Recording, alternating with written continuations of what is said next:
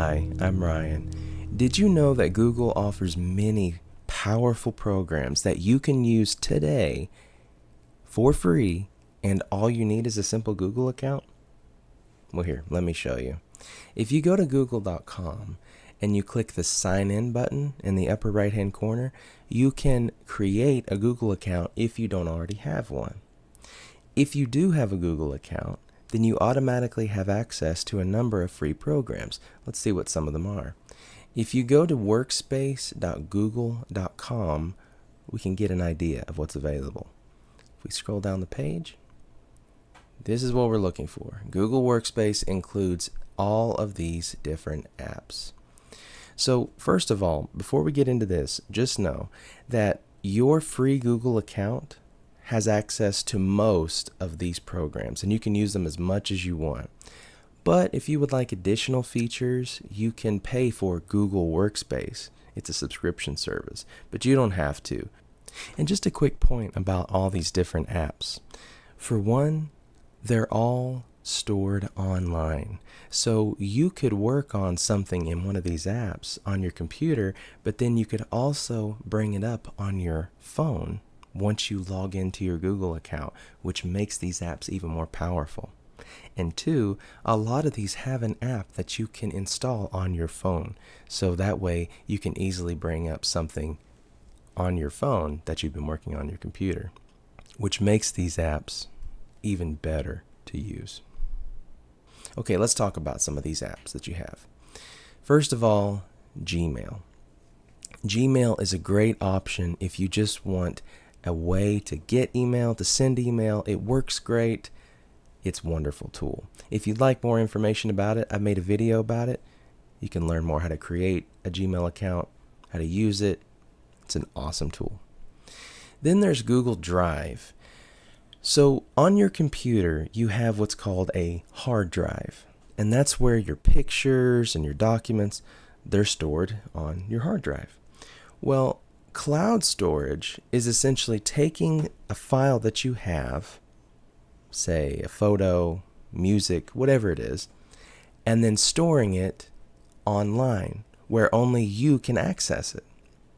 Then you can pull it up on any device that you have that's logged into your Google account. So you could have a picture on your computer, but if it's stored in the cloud in your Google Drive securely, you can pull up that same picture on your phone or tablet, and you can do it very, very easily. Google Drive is essentially how you do that. If you'd like more information about that, I've got a video about that one too. Google Drive is awesome. And again, it's all free. Google Meet is an application where it allows you to have video conferencing meetings with other people. So it's a great tool, especially for those who use Google Workspace tools as well. So that's a great one. Google Calendar is a way to keep track of all of your different events.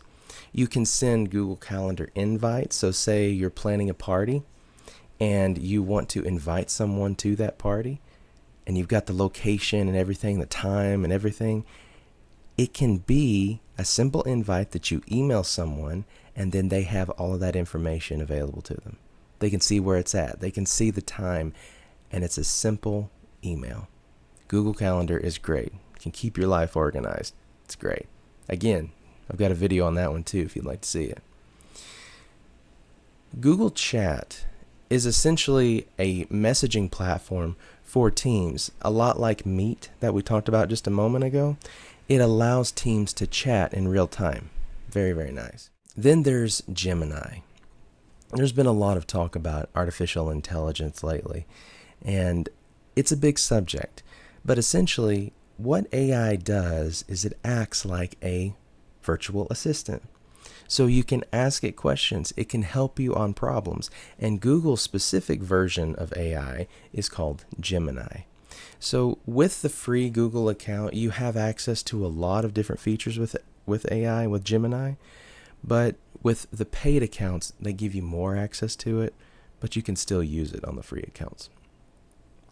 Then there's Google Docs. Google Docs is a word editor or a document editor for word processing. And it allows you to create documents, to write letters, to do all of that. Docs is incredible. If you'd like more information about it, I've got another video about that one too. But if you've ever used Microsoft Word, Google Docs is very similar. And then there's Google Sheets.